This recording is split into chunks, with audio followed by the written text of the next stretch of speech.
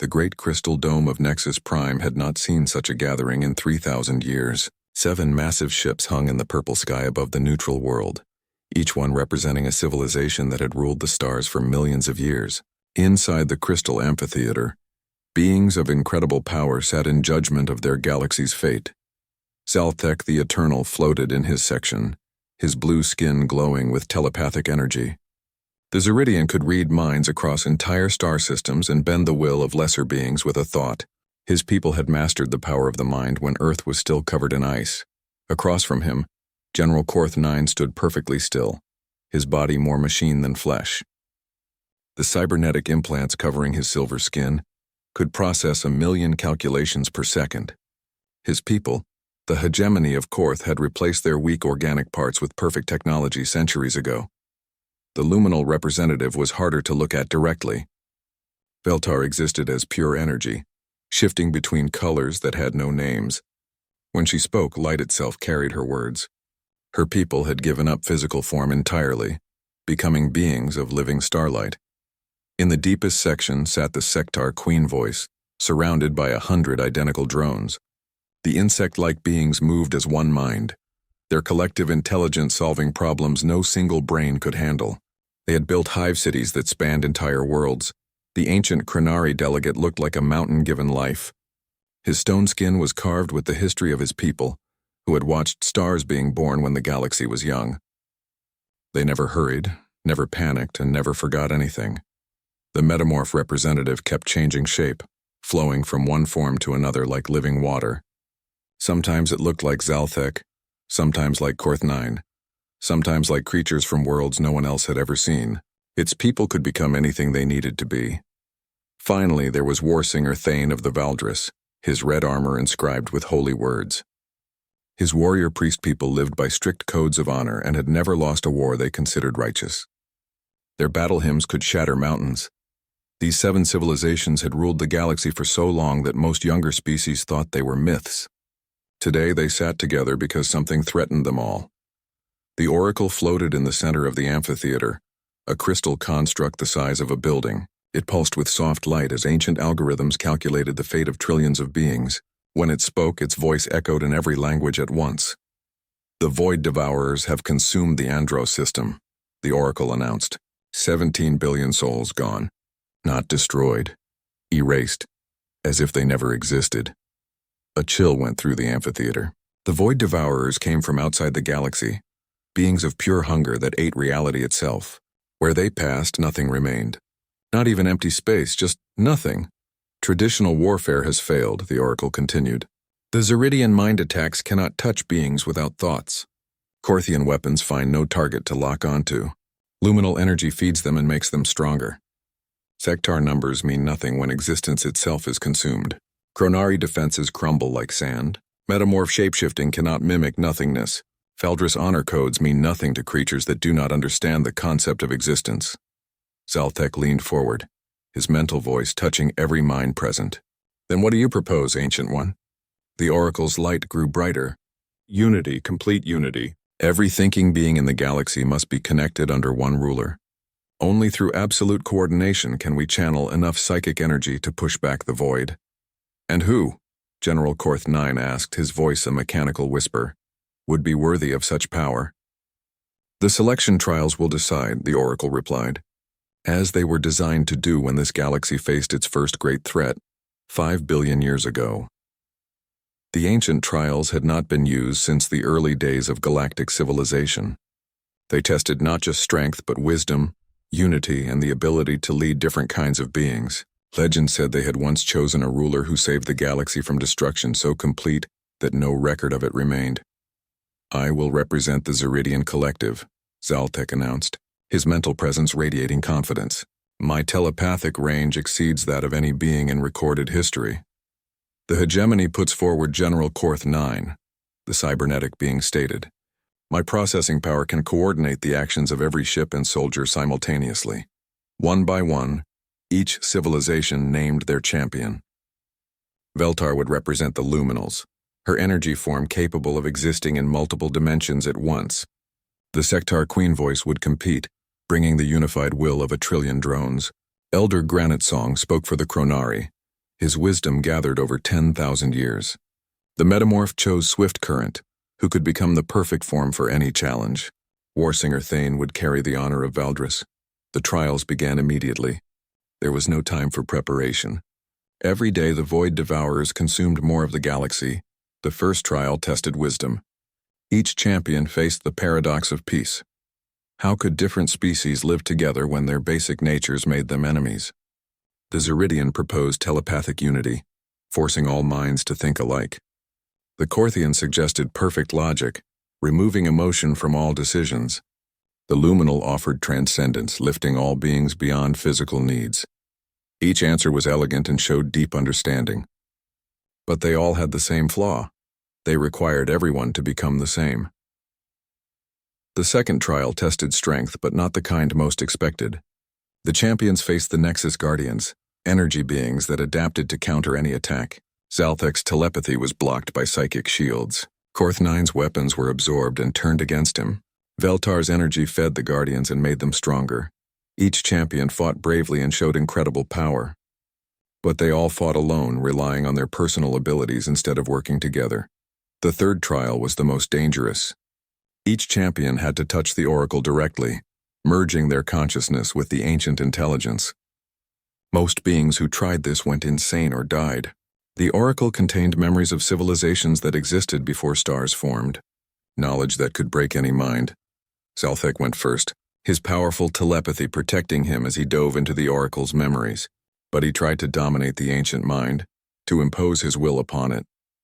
The Oracle rejected him and threw him back. Korth-9 attempted to interface like a computer, treating the Oracle as data to be processed. But the Oracle was more than information. It had dreams and fears and loneliness.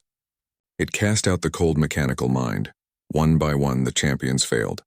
Each tried to approach the Oracle as if it were just a tool to be used or an opponent to be defeated.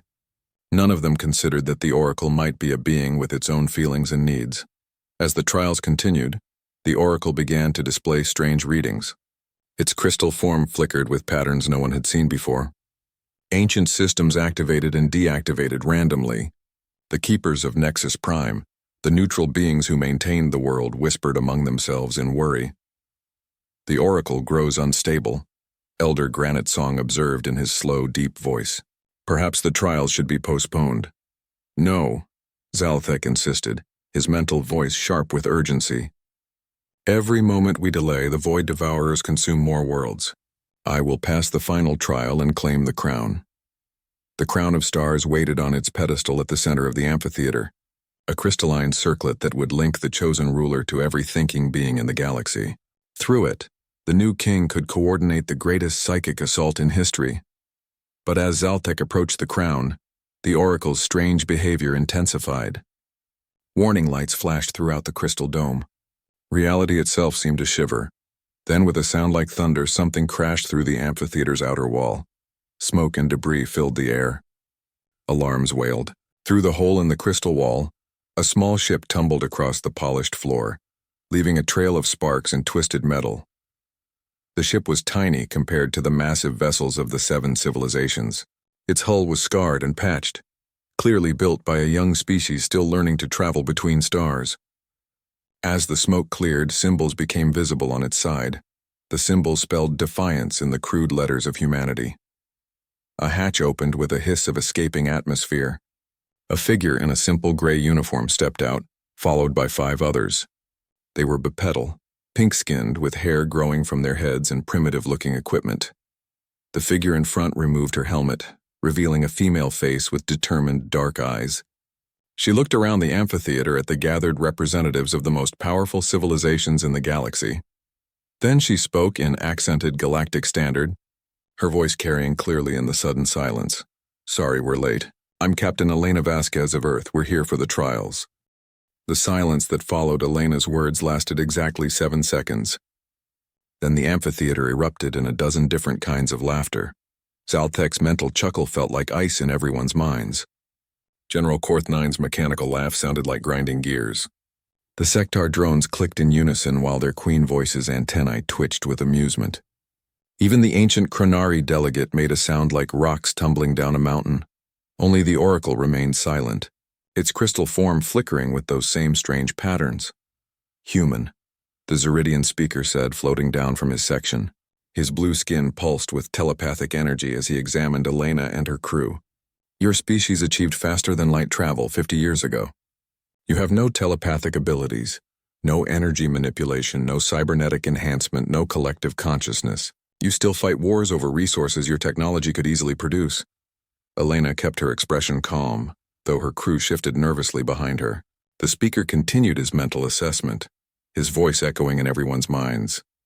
Your average lifespan is less than a century. Your technology is primitive metal and ceramic. Your weapons fire simple projectiles. Your ships barely qualify as interstellar capable. He gestured dismissively. What could beings like you possibly contribute to a gathering of this magnitude? That's a fair question, Elena replied, her voice steady. But I have a better one. Why wasn't Earth invited to this gathering? Warsinger Thane's red armor clinked as he stood. Because your species has contributed nothing to galactic civilization. You have no colonies beyond your own system. No trade agreements. No diplomatic relations. Most of us only know humans exist because your primitive radio signals occasionally interfere with our communications. So you decide the fate of the galaxy, Elena said, her voice growing harder, without consulting everyone who lives in it. We decide the fate of civilizations capable of meaningful contribution, the metamorph representative said, its form shifting between different species as it spoke. Your people cannot even achieve unity among yourselves. What wisdom could you offer regarding galactic unity? Elena's crew was still pulling equipment from their crashed ship. The mechanic, a stocky man with grease-stained hands, looked up from a damaged engine component. Captain, the quantum drive is completely fried. We're not flying anywhere soon. That's fine, Rodriguez, Elena said. We'll be staying for a while. General Korth-9's optical sensors focused on her. Staying for what purpose? This is a gathering of the 7 great civilizations. Your presence here is already a violation of neutral space protocols. I'm invoking the right of challenge, Elena announced. The laughter stopped.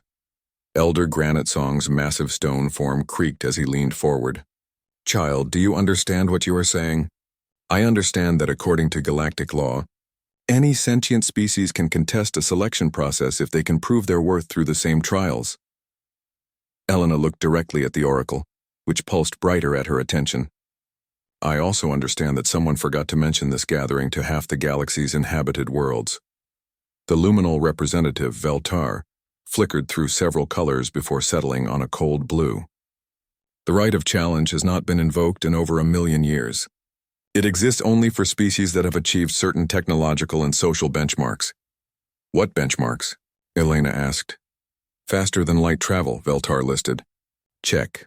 Unified planetary government. Check. Population exceeding 1 billion. Check. Successful contact with at least 3 alien species. Check. Elena smiled. Anything else? The Sectar Queen voice spoke for the first time, her voice a harmony of 100 identical throats. The right of challenge requires the challenging species to accept consequences for failure. What do you offer as stakes? Elena had clearly expected this question. If I fail the trials, humanity will serve as the galaxy's workforce for 1,000 years. We'll mine your asteroids, build your ships, fight your battles. Complete servitude. Her crew looked shocked, but none of them protested. They trusted their captain completely. And if you succeed? Zalthek asked, his mental voice dripping with disbelief. If I succeed, Elena said, you'll learn why the Oracle has been acting strange every time it looks at me. Every eye in the amphitheater turned to the Oracle. The ancient construct was indeed behaving oddly, its light pulsing in patterns that made no sense to its keepers. Systems that had been stable for millennia were fluctuating wildly. The Oracle's behavior is unrelated to your presence, the speaker insisted. It is merely responding to the stress of the current crisis, is it? Elena walked closer to the Oracle and its light grew brighter with each step. When did the fluctuations start? When the trials began? Or when our ship entered the system? The keepers of Nexus Prime exchanged glances. Their leader, a tall being with silver skin and 4 arms, spoke reluctantly. The disturbances began approximately 6 hours ago, when your vessel dropped out of hyperspace at the system's edge. More uncomfortable silence. The Oracle's patterns were becoming more complex, almost like it was trying to communicate something. This proves nothing, General Korth 9 stated. Many things could cause system fluctuations. Solar flares, gravitational anomalies, quantum field variations. Then you have nothing to fear from letting me try the trials, Elena said. If humans are as primitive as you claim, I'll fail quickly and you can get back to your selection process. The champions looked at each other, communicating through their various means. Telepathic whispers, data burst transmissions, harmonic vibrations, chemical signals. Finally, Zaltek spoke for all of them. Very well, you may attempt the trials, but understand that they were designed for beings far beyond your evolutionary level. They will likely kill you. Everything worth doing carries that risk, Elena replied. The first trial began immediately. The paradox of peace materialized in the air above the amphitheater, a complex holographic display showing different species in various states of conflict. The test was simple in concept but impossible in practice. Devise a solution that would allow fundamentally different species to coexist peacefully.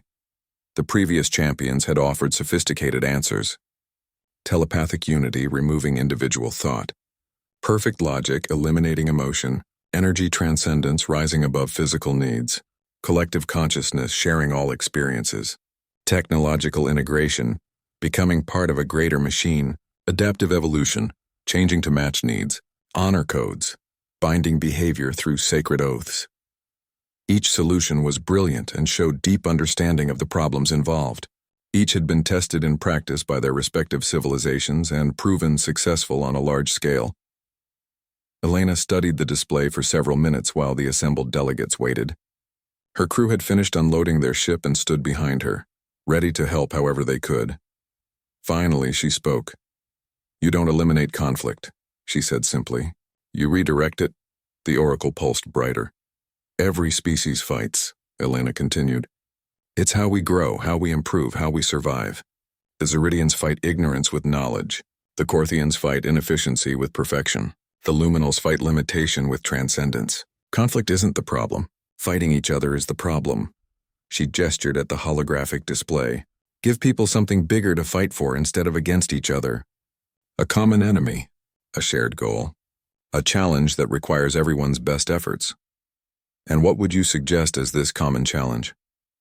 Warsinger Thane asked, his voice skeptical. Elena pointed up at the purple sky where the 7 great ships waited.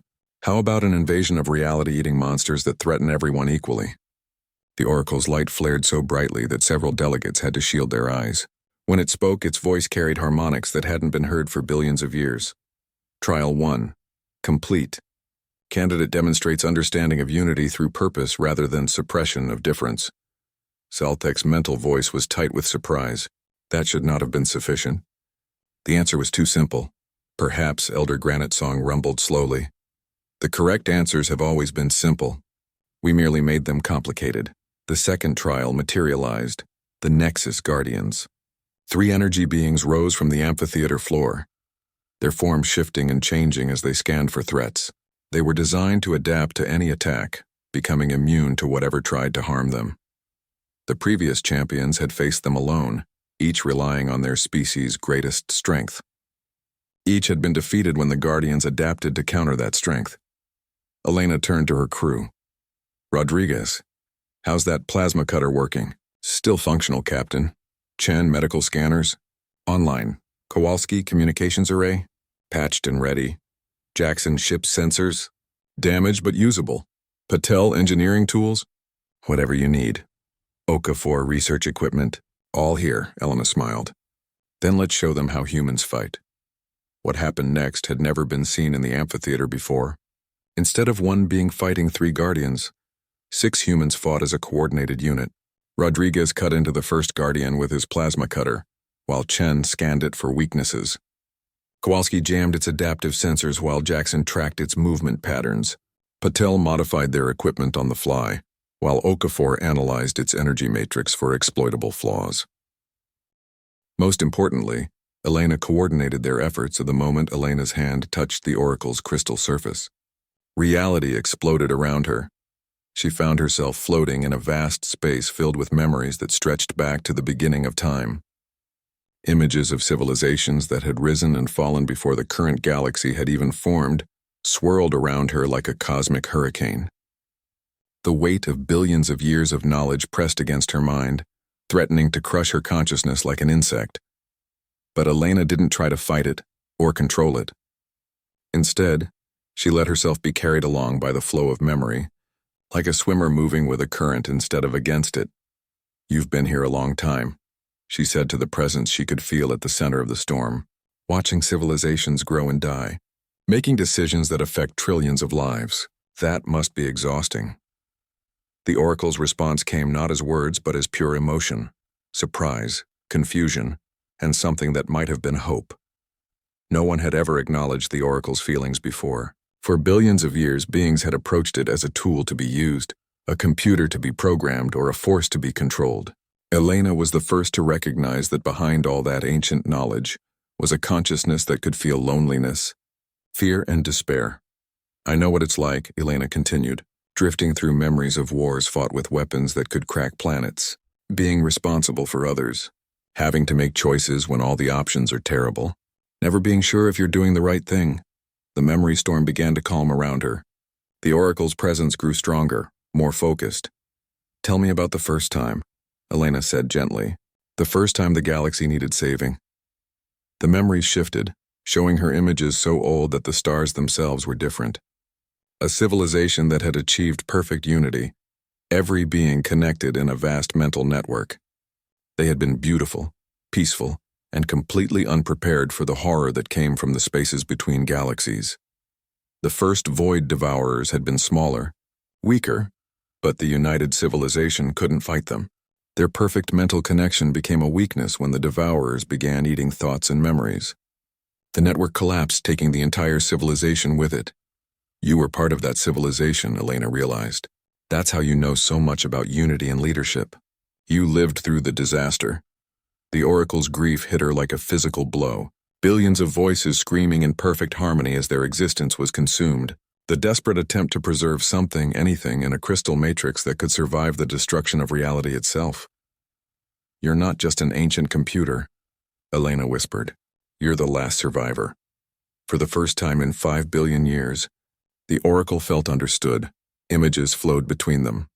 The Oracle's long vigil, watching new civilizations rise and make the same mistakes. Its desperate hope that someday, someone would be wise enough to avoid the trap of false unity. Its growing fear that the void devourers would return before the galaxy was ready. "They're not evil," the Oracle showed her. "The devourers, they're the universe's immune system. They appear when a civilization becomes too static, too unified, too much like a single massive organism. They restore balance by erasing homogeneity." Elena saw the pattern.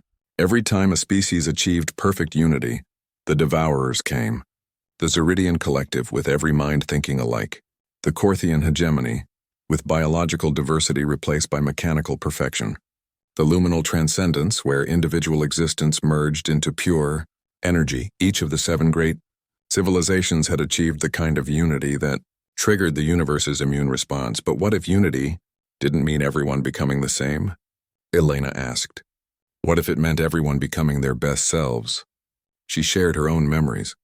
Earth's chaotic diversity, humans who disagreed about everything but could still work together when it mattered. Military units where each soldier had different skills but fought as one organism. Families that argued constantly but would die for each other. The Oracle absorbed these images with growing excitement. Here was a species that had achieved cooperation without losing individuality. They fought among themselves constantly. But when faced with external threats, they united instantly while retaining their differences. The trials, the Oracle explained, were designed to find this kind of leader, someone who could unite without conquering, someone who could inspire others to be better without forcing them to be the same. Elena felt the full weight of what the Oracle was asking, to lead not just humanity but every thinking being in the galaxy, to coordinate a defense against an enemy that ate reality itself, to do it without destroying the very diversity that made life worth protecting. "I'm not special," she said. "I'm just a ship captain from a young species that barely knows how to travel between stars." "That's exactly why you might succeed where others failed," the Oracle replied. "You haven't had time to forget what it means to be individuals working together." The memory space began to fade as Elena's consciousness returned to her own body. But before the connection broke completely, the Oracle shared one more thing. the location of the Void Devourer's next target. Elena opened her eyes to find herself back in the amphitheater, her hand still touching the oracle's crystal surface. The assembled delegates stared at her in shock. Most beings who attempted communion with the oracle either died instantly or emerged as mindless shells. Trial 3. Complete, the oracle announced, its voice stronger and clearer than it had been in eons. Candidate demonstrates the ability to unite with others while maintaining individual identity. Zalthek's mental voice was tight with disbelief. Impossible. The communion should have destroyed her mind. She's just a primitive human. Perhaps, Elder Granite-Song rumbled, we should reconsider our definition of primitive. Elena stepped back from the oracle, her mind still reeling from the experience. She looked around at the 7 champions, seeing them with new understanding. Each was incredibly powerful in their own way, but each was also limited by their species' approach to existence. The trials are complete, the oracle announced. The candidate has demonstrated wisdom, strength, and unity. The crown of stars awaits. The crystalline crown floated on its pedestal at the center of the amphitheater, waiting to link its wearer to every thinking being in the galaxy. Through it, Elena could coordinate the greatest psychic defense in history. But as she approached the crown, Zalthek stood up, his blue skin blazing with telepathic energy. No, he said, his mental voice echoing in every mind present. I will not accept this. A primitive species cannot lead the advanced civilizations of the galaxy. General Korth 9 activated his combat systems, weapons extending from his cybernetic body. The human's success was clearly the result of oracle malfunction. The trials must be repeated. Veltar flared into a blinding column of energy. We cannot entrust our survival to beings who still use projectile weapons. The Sectar Queen Voice's 100 drones spread out in attack formation. The collective rejects this outcome. Unity requires proper hierarchy. Swift current began shifting into a combat form, its body flowing like liquid metal. The trials were compromised. This selection is invalid. Warsinger Thane drew his ceremonial blade, its edge glowing with contained plasma. I cannot in honor accept a leader who has never proven themselves in true battle. Only Elder Granite-Song remained seated, watching with ancient eyes as the other champions surrounded Elena and her crew. 7 against 7, Elena said calmly, though her crew was already moving into defensive positions behind her. Seems fair. 7? Zalthek laughed, his telepathic power building to levels that could shatter minds. You face the greatest warriors, scientists, and leaders in galactic history. What could 7 humans possibly do against such power? Elena smiled, and for the first time since arriving at Nexus Prime, she looked genuinely excited. Let me show you. The battle that followed would be remembered for as long as the galaxy endured. But it wasn't the kind of battle anyone expected. Elena didn't try to match the aliens' incredible powers. Instead, she did what humans had always done when facing superior enemies. She turned their strengths against each other. When Zalthek launched a telepathic assault meant to overwhelm her mind, Elena simply stepped aside. The mental attack hit Swift Current instead, who was in the middle of shifting forms. The metamorph's shape-shifting ability went haywire as foreign thoughts invaded its consciousness, causing it to cycle rapidly through dozens of different forms. The chaotic transformation caught Veltar's attention, causing the luminal to release a burst of energy, meant to stabilize the situation. But the energy discharge overloaded General Korth 9's cybernetic systems, sending feedback through his weapons array. The weapons discharged randomly, forcing the Sectar drones to scatter. In their panic, they released pheromone signals that confused their own coordination algorithms. The Queen Voice lost control of half her swarm. Warsinger Thane, seeing the chaos around him, activated his honor combat protocols and began fighting the nearest opponent, which happened to be the disoriented Swift Current. Elena's crew didn't just watch this happen, they helped it along. Rodriguez threw a wrench at exactly the right moment to redirect one of Korth 9's weapon discharges. Shen used her medical scanner to emit a frequent while watching. The alarm screaming through Nexus Prime's crystal dome carried a sound that no living being had ever heard before, the alert for reality being consumed. Through the transparent walls of the amphitheater, everyone could see them arriving. Here, Void Devourers didn't travel through space like normal ships. They came by eating the distance between where they were and where they wanted to be. One moment there was empty space beyond Nexus Prime's outer moon. The next moment, there was nothing.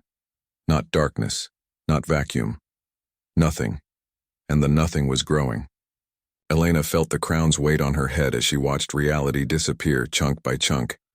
Through the crystalline circlet, she could sense the panic of every thinking being in the system. The crews of the 7 great ships, the millions of inhabitants on Nexus Prime's surface, the ancient keepers who had maintained the neutral world for millennia, all of them looking to her for salvation. "How long do we have?" she asked the oracle.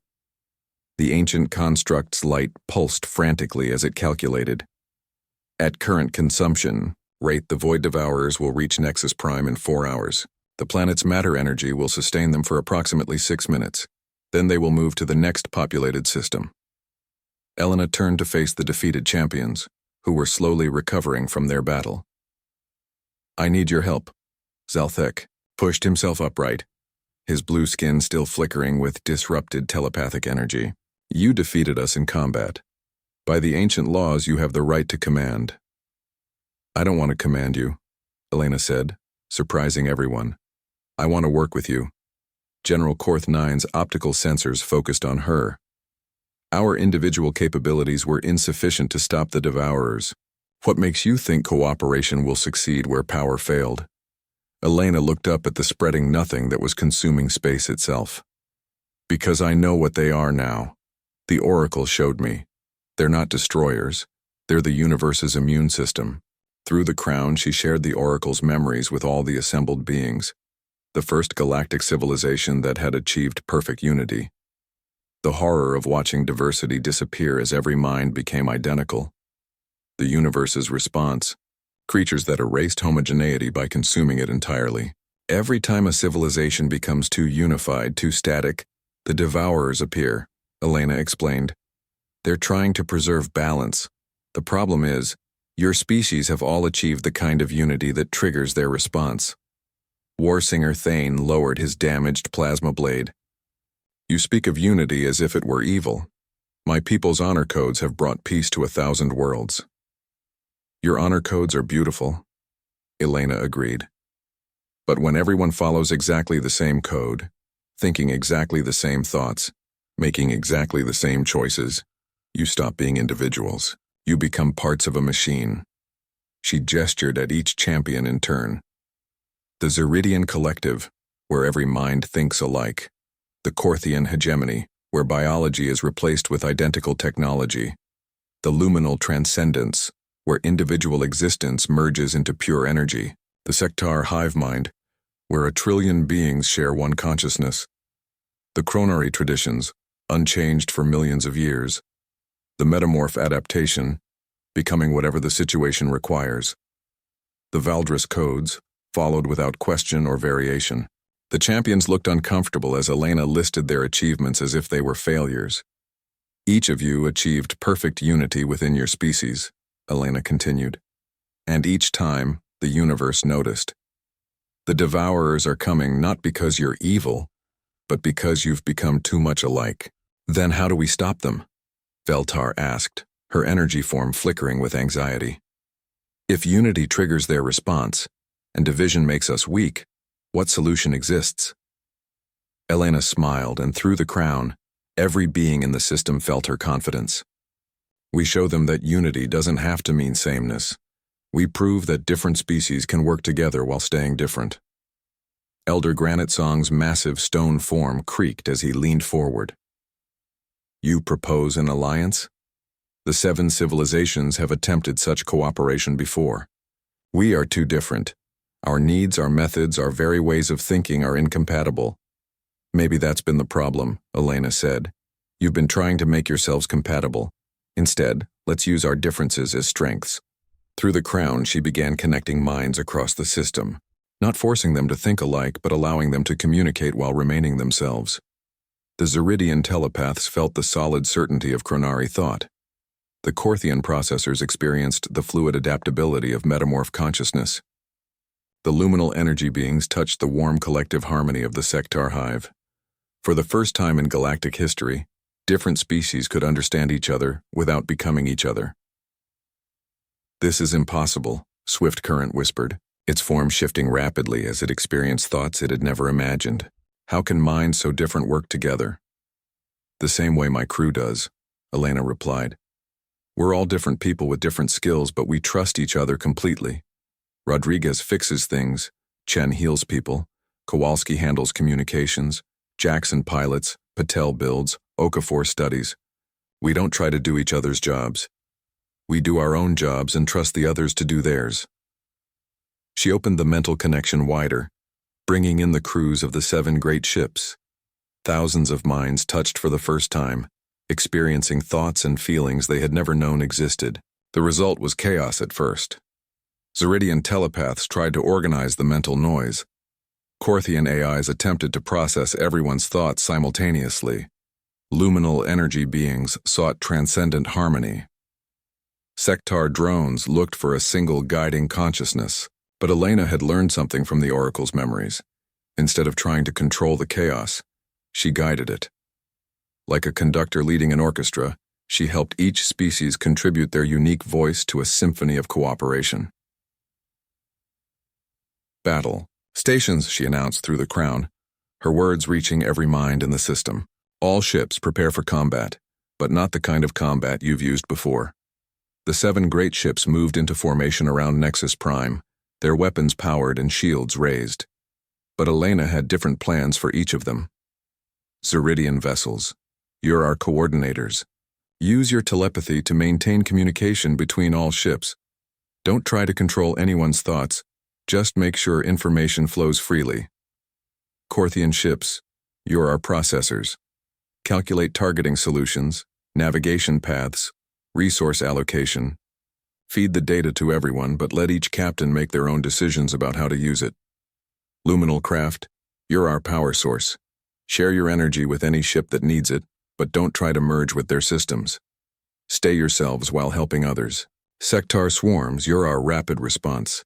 Your coordination is perfect for emergency repairs, damage control, and tactical strikes. Work with the other fleets, not for them. Chronari dreadnoughts, you're our anchor.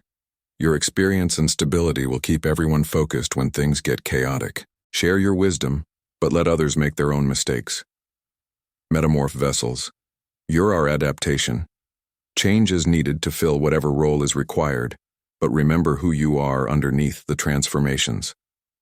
Valdris warships, you're our inspiration. Your honor and courage will remind everyone what we're fighting for. Lead by example, not by command.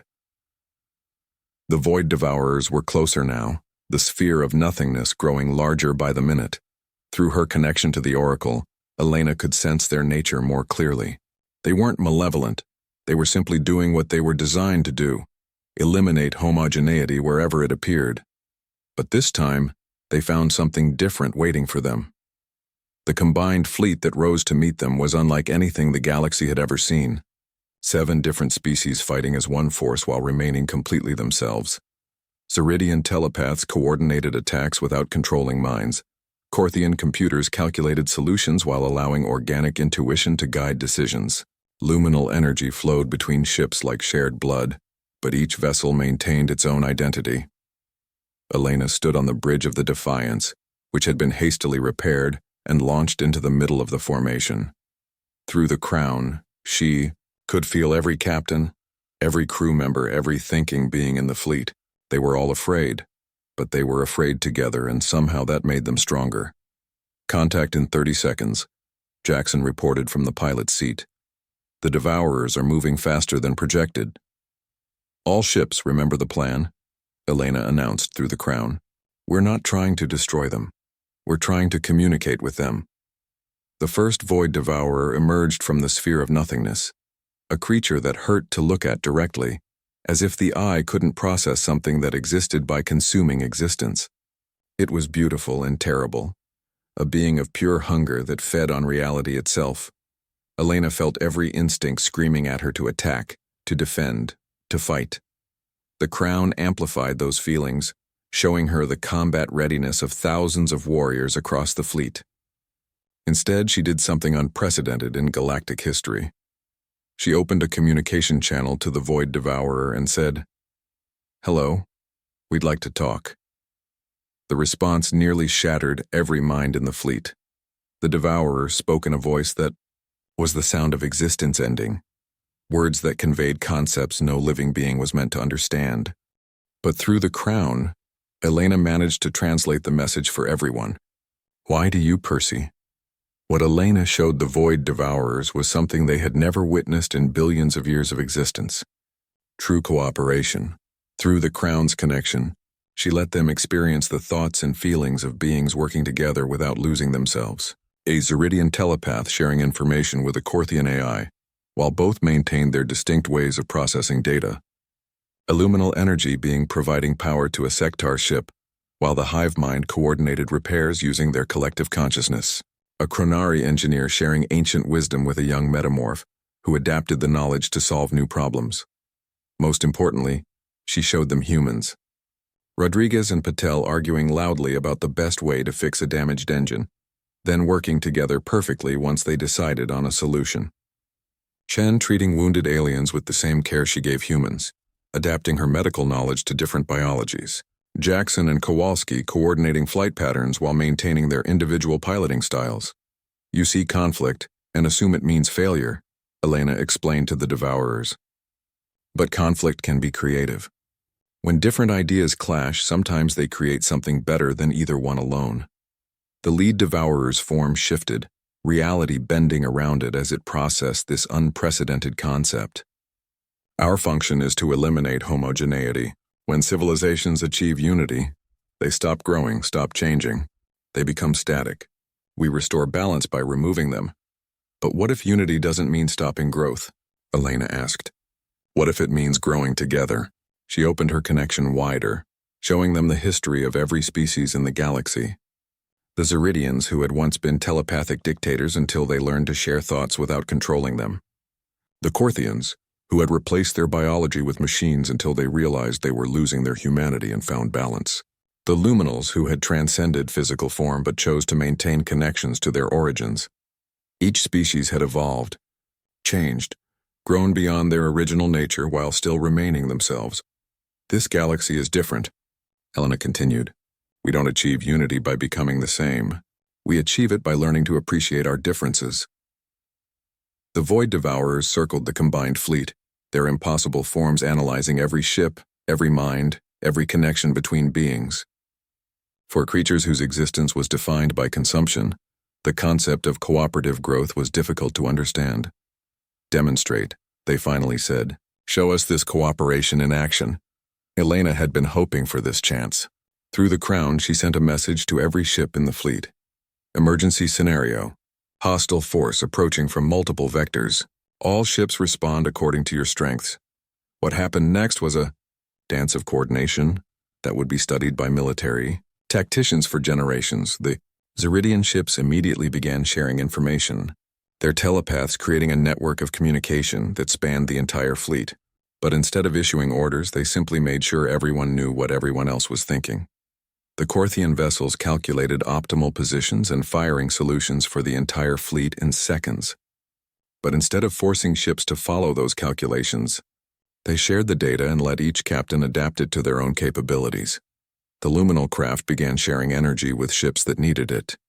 But they did so by enhancing each vessel's existing power systems, rather than replacing them with their own energy matrix. The sectar swarms spread out in perfect formation, ready to respond to any threat. But they coordinated with the other fleets instead of trying to control them, adjusting their patterns to complement rather than dominate. The Chronari dreadnoughts took positions that would provide maximum protection for the more fragile ships. Their ancient wisdom guided the formation, but they didn't try to command it. The metamorph vessels began adapting to fill whatever roles were needed, but they maintained their essential nature even as their forms changed. The Valdris warships moved to the front of the formation, their honor and courage inspiring others to follow their example without forcing them to adopt Valdris customs. And the human ship Defiance sat in the center of it all, Elena coordinating the efforts not through power or control, but through trust and mutual respect. The Void Devourers watched this display with something approaching amazement. In all their eons of existence, they had never seen such fluid cooperation between different types of beings. Each maintains individual nature while contributing to collective strength, the lead Devourer observed. Growth continues through diversity rather than despite it. Exactly, Elena said. We don't need to become the same to work together. We just need to understand each other. The sphere of nothingness that had been consuming space began to shrink. The devourers were withdrawing their assault, their hunger satisfied not by consumption but by discovery. This pattern is acceptable, they announced. This galaxy has achieved true unity. Our intervention is unnecessary. But before they departed completely, the lead devourer had one more question. How did you learn this? Other species achieve unity through dominance or assimilation. Your species chose cooperation despite lacking the power to force it. Why? Elena thought about that for a moment, feeling the weight of the crown and the trust of billions of beings through its connection. Because we had to, she said simply. Humans are weak individually. We can't read minds, we can't manipulate energy. We can't process data like computers, we can't live for millions of years. The only way we survive is by working together. And the only way to work together long-term is to respect each other's differences. Your weakness became your strength, the devourer mused. By accepting limitation, you transcended it. Maybe that's the real lesson, Elena replied. Sometimes the best way to become more than you are is to accept exactly what you are. The void devourers began departing, reality healing behind them as they withdrew to the spaces between galaxies. Before the last one disappeared, it left a final message. We will watch this galaxy with interest. If this pattern of cooperative growth continues, the universe itself may learn from your example. And then they were gone, leaving behind a fleet of ships from 7 different species, all connected through the crown worn by a human captain who had never expected to rule anything larger than a single vessel. Elena felt the weight of that responsibility as the immediate crisis passed. Through the crown, she could sense the expectations of every being in the galaxy. They looked to her for leadership, for guidance, for the wisdom to maintain the unity they had achieved. Instead, she did something that shocked everyone. She took off the crown. Captain, what are you doing? Rodriguez asked from his engineering station. The right thing, Elena replied, holding the crystalline circlet in her hands. The devourers are gone, but the real work is just beginning. The galaxy needs leadership, but it doesn't need a permanent ruler. She turned to face the assembled champions, who were still recovering from their experience of true mental connection. Each of your species has something valuable to contribute, she told them. The Zeridians understand communication and cooperation. The Corthians can process complex problems efficiently. The Luminals can provide energy and transcendent perspective. The Sectar excel at coordination and logistics. The Chronari offer wisdom and stability. The Metamorphs provide adaptability. The Valdris inspire honor and courage. And humans? Zaltek asked, his mental voice carrying genuine curiosity instead of its earlier arrogance. Humans remind everyone that being different is not a weakness to be overcome, but a strength to be celebrated, Elena said.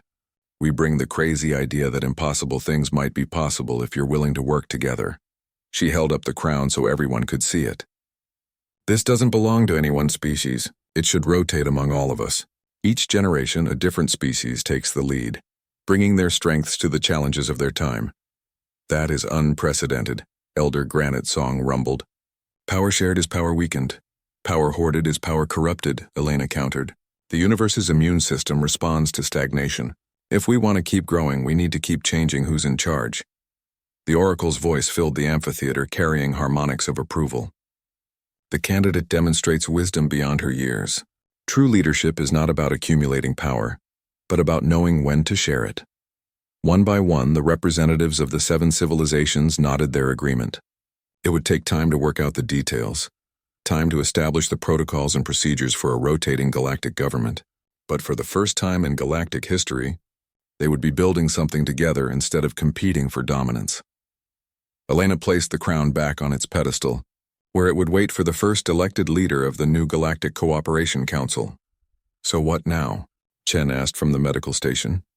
Elena looked around at the aliens who had become allies, at the galaxy that stretched beyond the crystal dome, at the infinite possibilities that lay ahead. Now we go home, she said. Earth is going to need to prepare for some major changes. We're about to become part of something much bigger than ourselves. And the crown? Warsinger Thane asked. Who will wear it first in this new order? Elena smiled.